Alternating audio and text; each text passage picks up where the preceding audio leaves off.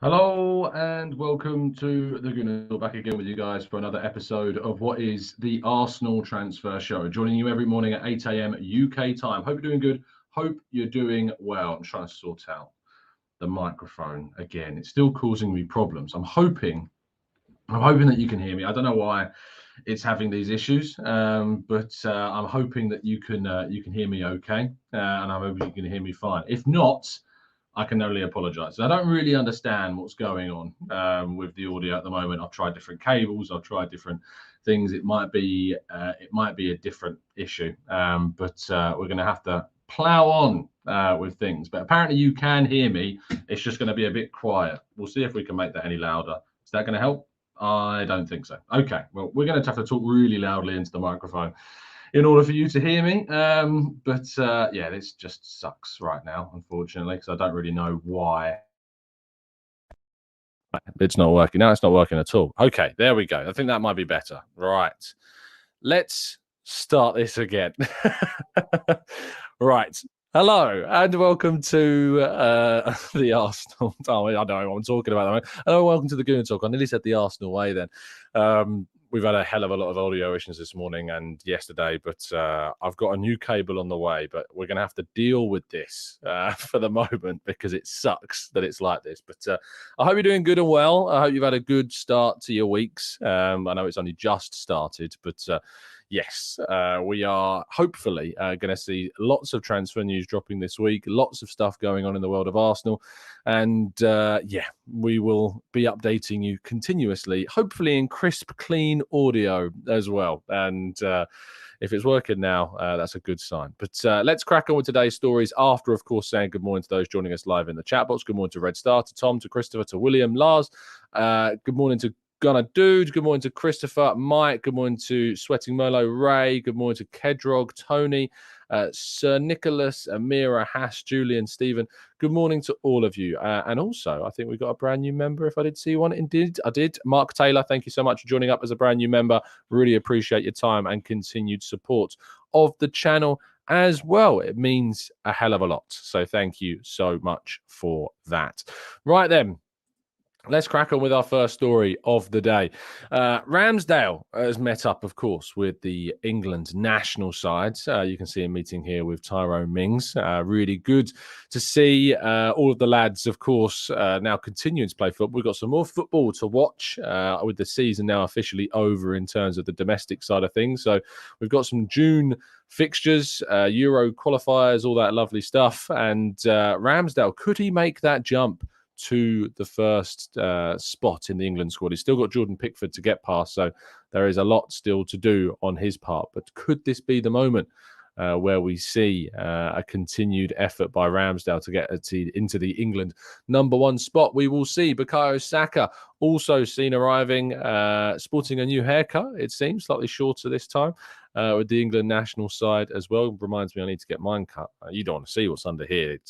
It's not looking good right now. But Bukayo Saka inspiring us, hopefully, for the future of haircuts. But Saka will be a big part of that England team under Southgate. Frustratingly so. I wrote about this previously, that I really don't see the point of Saka being with the England team right now. He's played so much football. He could break into his 5,000th minute of action if he indeed does play with England over these games that we've got coming up this month. It makes no sense whatsoever for Saka to be playing, but here we are. This is the situation we're in.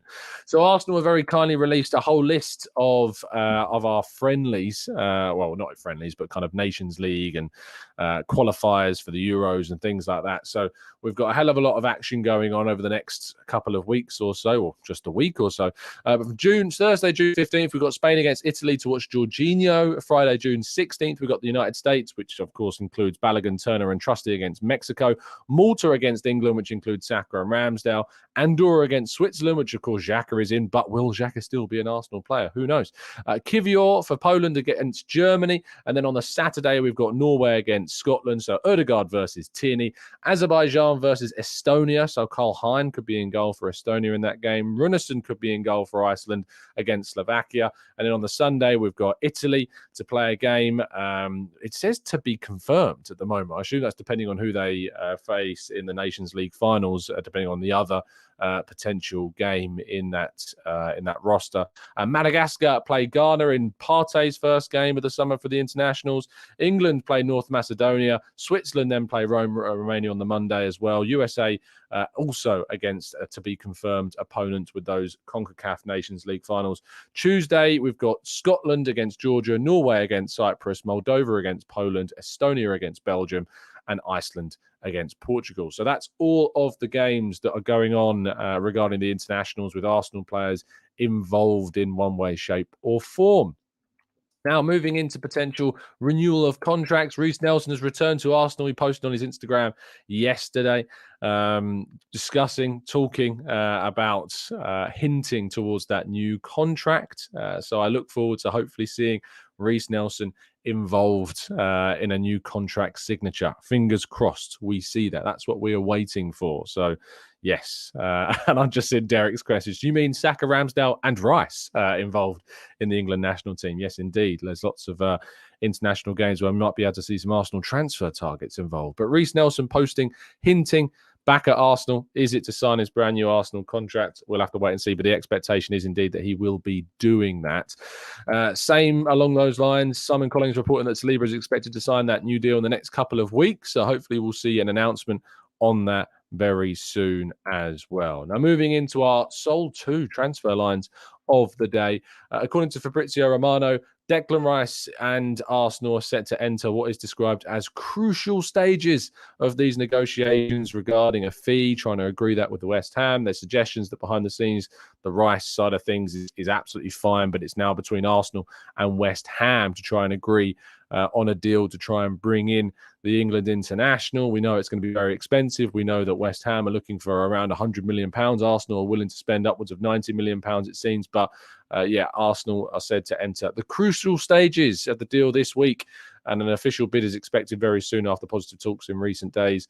The Gunners feel they're ahead of Bayern as a player priority is to continue in England, but the timing will be crucial for Arsenal, says Romano. So we'll keep you updated continually with this, but we're just hoping to get a really positive update on this at some point in time.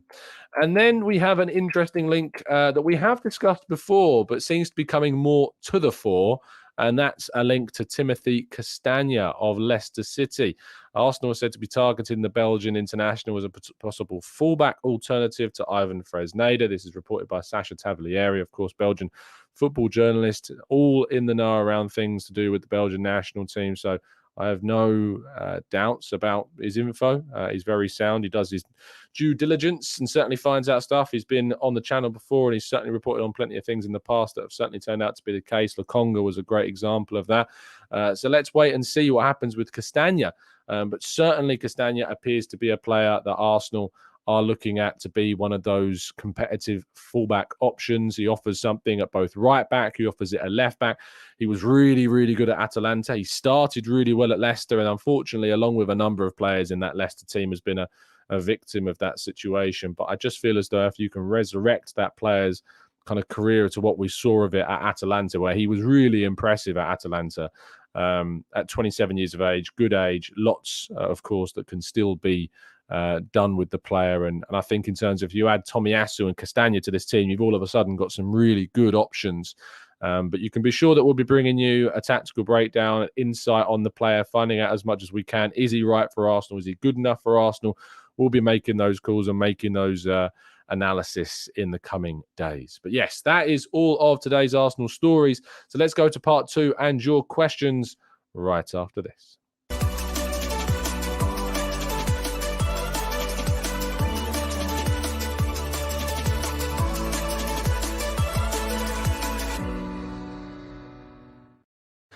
Okay, then, let's jump into the chat box and tackle some of the questions that you've got. It is, by the way, over here in the UK, we were talking about the weather recently, and it has got to a ridiculously warm temperature now. This office is a struggle. So I'm going to try and tackle as many questions as I can, but I will be trying to escape this office as soon as feasibly possible because I'm going to be sitting in it. I can't have the window open at the moment because I feel bad for the neighbours, doing a show at 8 a.m. You've got to think about it. You've got to think about the neighbours. So windows are closed.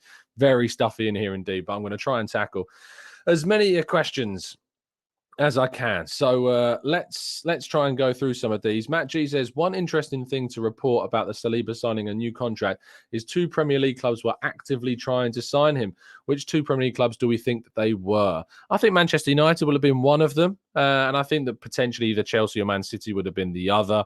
I think that would have made the most sense. I suppose Liverpool, potentially too, with Van Dijk needing a replacement. Maybe that's in the works. But it could have really been any of them. What we have heard from TalkSport is that Real Madrid apparently were interested in it. Saliba has actually turned down interest from others. Still suggestions. Some have really tried to desperately cling on to the whole Arteta criticism around how he was dealt with the treatment and things like that. Let's be honest, those loan deals have made him the player that he was. And then the coaching under Arteta this season has been brilliant for Saliba. And the fact that he's turning down interest from Real Madrid, I think should be enough to tell you anything about his view of Arsenal and the club right now. It is in a very, very good place indeed, and that is a big credit to the club, Arteta, and those around Saliba that have helped him get to this place, including the player himself.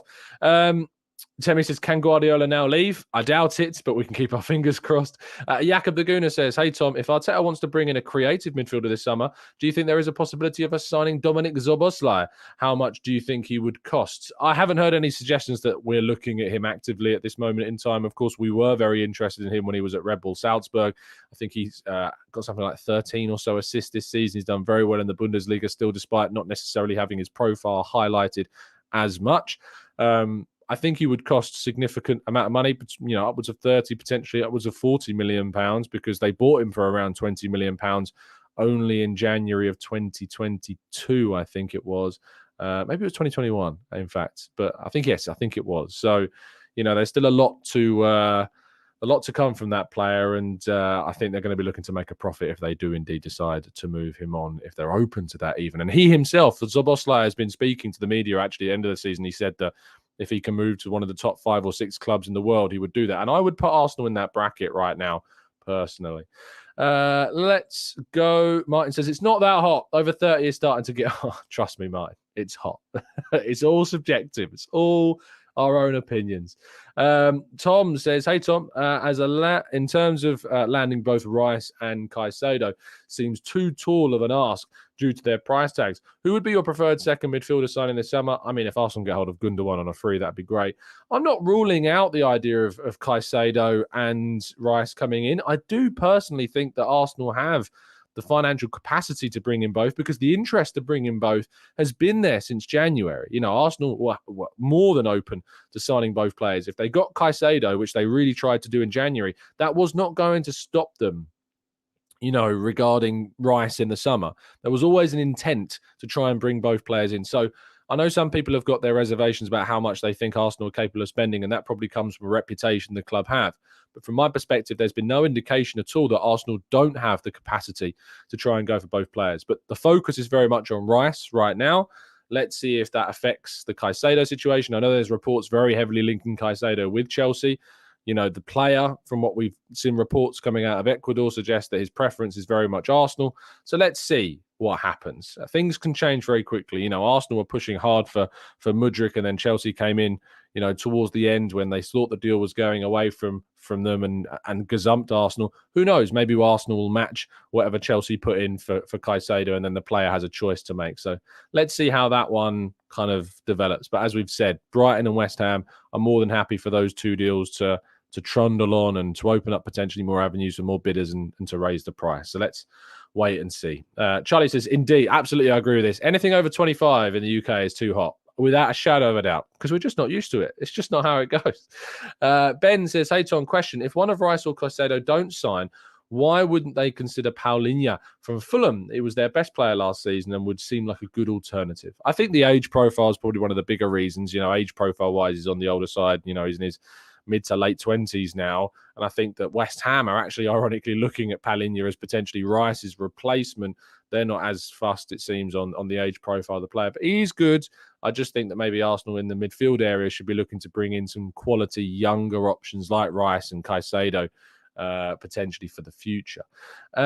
Let's go to Ange, who says, you can really see the thinking with Arsenal re-signing players to 4-year contracts ending in 2027, and the confidence we have in what we're doing. Compare that to Chelsea's 8-year contracts. Really overcompensating our Chelsea. I've seen some people criticise Arsenal actually for the length of contract. It gives Arsenal control. It gives Arsenal the ability also to increase those wages. They need to make sure they've got those players signed up. That's the priority. If it was a 5-year deal, great. But I really don't think it dropping to a 4-year deal is a massive disaster, as some people seem to make out that it is, or a question mark on the ownership or on the executives that are doing those contracts. Getting Saka, Saliba, Gabriel, Ramsdale, Martinelli all signed up to new contracts is an amazing piece of work by the club, and it absolutely should be appreciated as such. Singatha, I hope I've pronounced correctly, but I've probably butchered it. Says, Tom, I watch all your shows daily for the past couple of yours. Thank you, mate. Great dedication.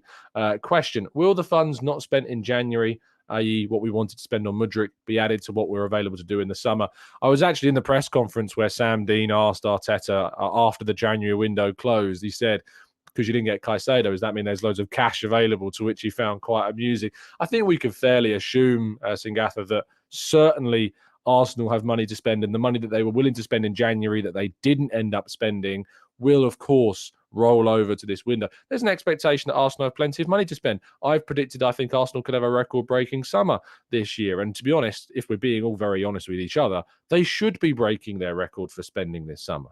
Without a shadow of a doubt, they should be breaking that record because they want to compete with City. They want to be better in the Champions League next season. They want to compete on as many fronts as possible. And to do that, what you need to do is spend big, and you need to spend it smartly. It's not just about spending big, but you need to spend it smartly. And Arsenal need to do both during this transfer window. Viro says, what do you think of Caicedo and Zubimendi in the midfield? I think Zubimendi is better on the ball than Rice.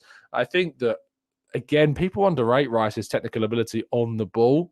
Zubimendi's a really good player, obviously only testing La Liga compared to the Premier League, but for some reason, Rice's technical ability is really underrated. And when you look at the metrics, it shouldn't be, because he's actually really good on the ball. Omar says, what about Maddison? Where is he going to? He will be a good signing if we were to get him for a good price. It seems Spurs seem like a viable option for Maddison. Newcastle also very interested, but Arsenal's priorities at the moment are on that defensive midfield area and the defence area as well, be that in the fullback position, be that the centre-back position. That's where Arsenal's focus is right now. Yes, there's interest in attacking players and potential forwards, but Maddison, I would be surprised if he ended up at Arsenal during this window. It seems Newcastle or Spurs are more likely destinations for him. Shane says, Pep mentioned in an interview after the final that the difference between this team is that he had 4 defenders who could defend now. Was that a pop at Zinchenko and Cancelo? Should we not look at someone like Cancelo because of that?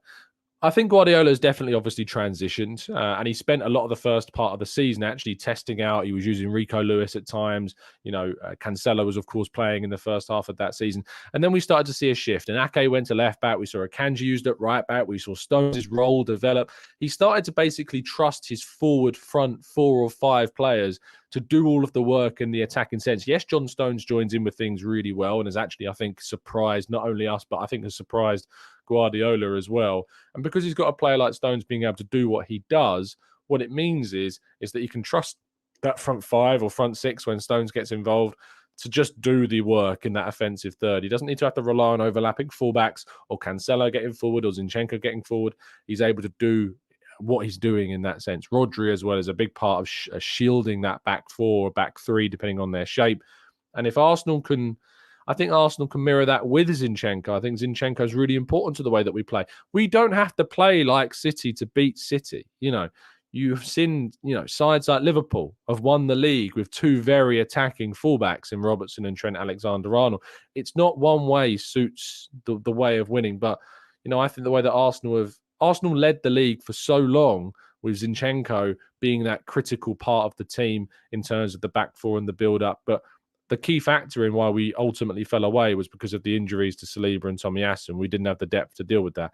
I personally believe if Saliba and Tomiyasu had stayed fit for the rest of the season, we would have been a far stronger position. We would have been a far better place to beat teams and, defend better.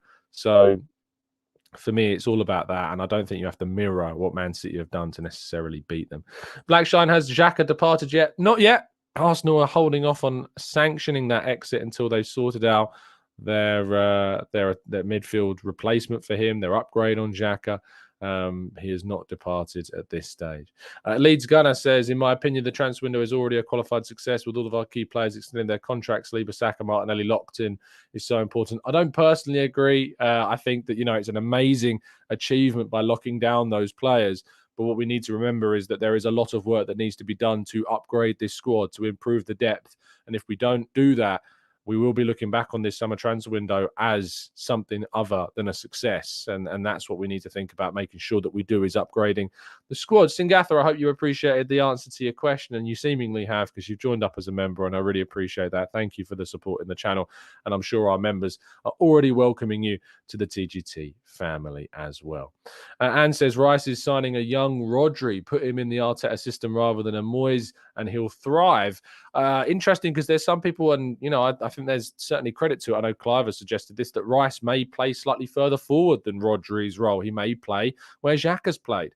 He may play slightly ahead of that. He might play ahead of Partey. He could play instead of Partey. I think there's scope in Rice's profile that gives you, he's malleable. You can use him in different roles, and I think that is going to be really important for us, as having a player as flexible, versatile as Rice. I think he's going to surprise people if indeed we do manage to pull off that signing in terms of what we do.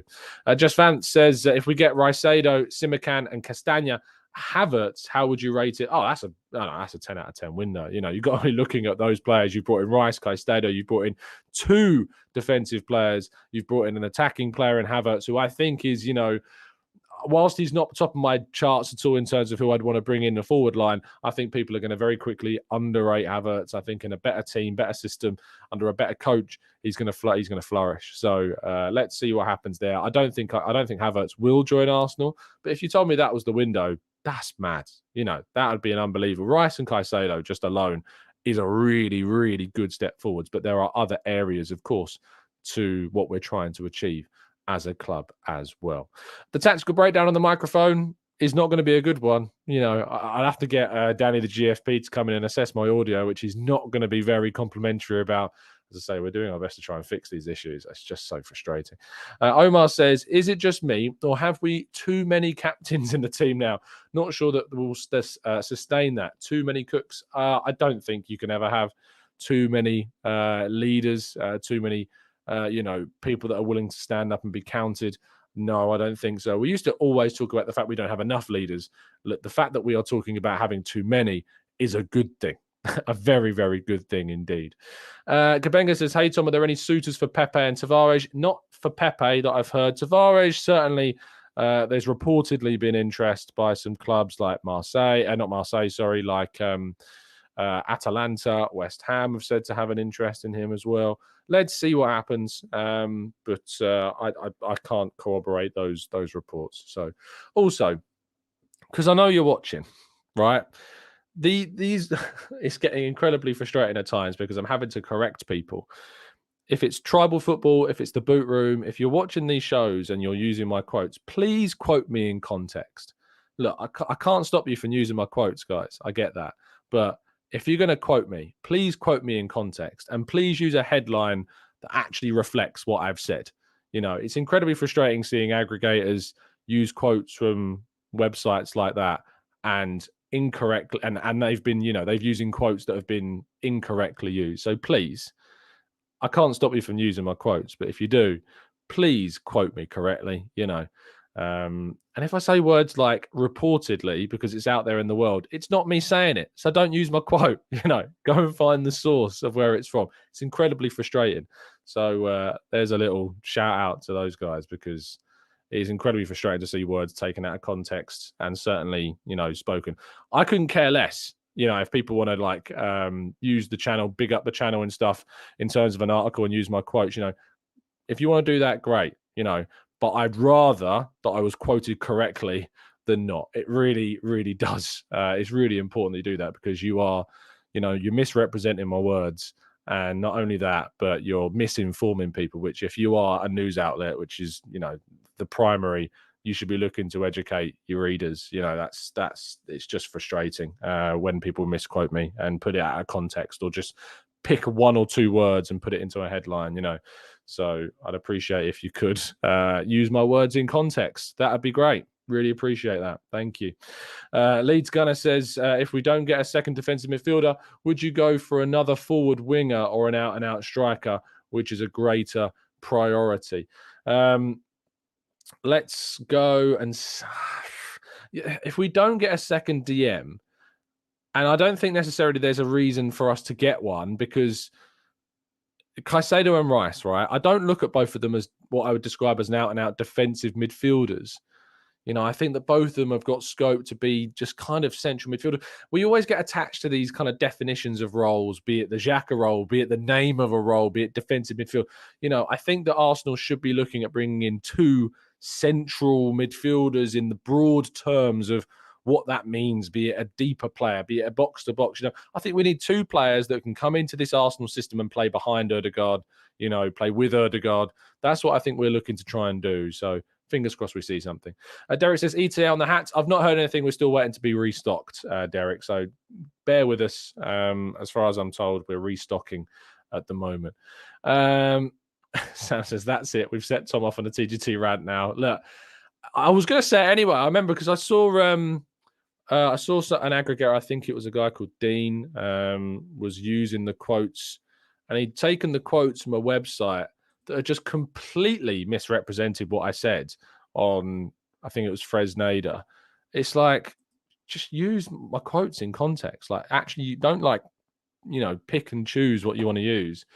Use the quotes in context, or don't use them. I don't know if there's any. People have to let me know if there's anything I can actually do about it. But it's incredibly frustrating. Guns and Yellow Ribbon says, well said, Tom. Too many clickbaiting articles out there with misquotes and misinformation. And it's really important that, whenever I write an article, I want you to read the article, because I think what I've written is what I think. I'm never going to write an article regarding something that I don't think is the case. If I write, I'm going to do a piece later on kind of the Rice situation and stuff like that. And everything I write in that piece is what I believe. I'm not going to write something I don't, but it's just incredibly frustrating when people don't, quote you in what you've said. And not only that, but what I've noticed also is recently, and you probably noticed this as well, and I think this happened with Sasha yesterday, Sasha Tavolieri reported on that, on the story regarding Fresneda. If you actually go onto Sasha's Twitter and you have a look at the original tweet, right, and I'll give you an example of this, and I'm going to end up indirectly calling someone out, unfortunately, but it's just because it's an example. Let me find the tweet. Where is it? Where's the tweet from Sasha? Here we go. So let me just throw up and I'll share my screen with you, and then you'll be able to understand exactly what I'm saying. So Sasha tweets, and as I say, Tasha knows his stuff regarding Belgian football, so it's always going to be important to take into account. So Sasha tweets, Arsenal now going for Timothy Castagne, considered as a number 2 target behind Ivan Fresneda for the right-back position. Arsenal started the talks with Leicester in order to find a deal for the Diable Rouge. I understand things could develop quickly. Wait and see. Right? So that's the quote. But now, if we go to one of the well-known aggregators that are out there, Eduardo Hagen, for instance, let me find his tweet about Castagne. Okay, so let me share this tweet with you. Let me share my screen. Where is it? So the tweet here, Arsenal are moving for Timothy Castagne. Open contact between Arsenal and Leicester. The move could be sealed quickly, reports Sasha Tavolieri. Can you tell me that you see the difference between what Sasha tweeted and what the aggregator here has changed about what they've said? A, they've not included anything that he said about the number 2 to Ivan Fresneda, which then led, when I quote tweeted a few things about Castagne, to people saying, why aren't we going for Fresneda? Fresneda is absolutely sure to be like the number 1. He's there. Why aren't we going for it? And I'm saying, we haven't stopped being interested in Fresneda. Where have you heard that we aren't now interested in Fresneda? Where have you heard that Castagne is the priority? And I got sent this tweet, and I'm like, it's so frustrating. Like, from a journalist point of view, if you're going to aggregate, use the whole thing, and link back to articles. That's just, people are taking the time to write a piece. If it's just a tweet, fair enough. Like, if you want to aggregate the tweet, that's fine. But if there's an article that's been written and time's been taken on to going into this article, you've got to use the article. You've got to link back to it. It's just what's the word I'm looking for? It's just courtesy, isn't it? It's just the courtesy of doing it. You're never going to stop aggregating. I get what it is. It's always going to be there, but I just think there are ways of doing it and ways of not doing it, and you've got to absolutely, you've got to be respectful to the information of where you've taken it from. So, yeah, there you go. there's my rant. There's my rant for the morning. And I don't mean anything harmful by it. And I'm not saying XYZ person is this and that. I'm just asking politely if people can, just to use quotes in the way that they're meant, or just not leave out information when it has context. Because in that example that I've just shown you, I think for me, leaving out the Ivan Fresneda part, which it says in Sasha's tweet is the number one, is a really important part of the information. Because if you just talk about Castagne without including the bit about Fresneda, you leave out a really important part of the conversation. So, and then a lot of people follow these accounts. Tens of thousands, in some case, hundreds of thousands of people, impressionable people. You need to take the ownership. That's why you've probably noticed. And I'm not saying I'm perfect on this, because I certainly, when I've been doing this Arsenal transfer show for ages, and I would be talking about the stories and I'll be saying about where the report comes from. You've probably noticed that I've now started to add in on the slides the name of or the initials of the where the reports come from, just so you know where the report has come from. So a few people have left comments like, can you say what and I usually say it, but I don't have it on the screen. So I've started to add that. So, I'm not perfect either. And I'm trying to do everything I can to improve at the same time in terms of my reporting of things. So if you think I'm a hypocrite for that instance, fine. But I'm just saying, I feel like I'm entitled to have the opinion on this, especially when it's my quotes to get used and misrepresented. So there you go. The rant, you made me rant even longer than I intended. So, but do I care, says Kim? But do I care indeed? I care about this. There's some things I don't care about, like Zinchenko posting on his Instagram congratulating Man City. I couldn't care less about that. I really, really could not care less about Zinchenko posting. It doesn't matter to me in any shape or form. Someone did tweet me and said, if we'd signed someone from Spurs and then they'd done that, how would you feel? And I said, yeah, I'd probably have a question about that, because that's probably a bit, that's being Arsenal's vilified rivals, that probably changes the context a bit. So I might have a question mark. I still wouldn't get upset about it. I still wouldn't be that angry or upset that I'd feel the need to kind of tweet or go on a rant on YouTube about it. But it's just how I think about that personally. So there you go. As I say, everything I've said, I'm not perfect either. So, that's why I'm all than happy to hold my hands up and say, look, I appreciate what you're doing, but if you can just do it better and we can all improve how we cover Arsenal and educate people about Arsenal, that'd be great. Let's go into the chat box and say, Wes says, do you feel better, Tom, now that you've got that off your chest? Mr. W says that he wouldn't be polite and nice to you. Hey, look, it's not about necessarily even being polite and nice. It's just about being, I think, as respectful as you can.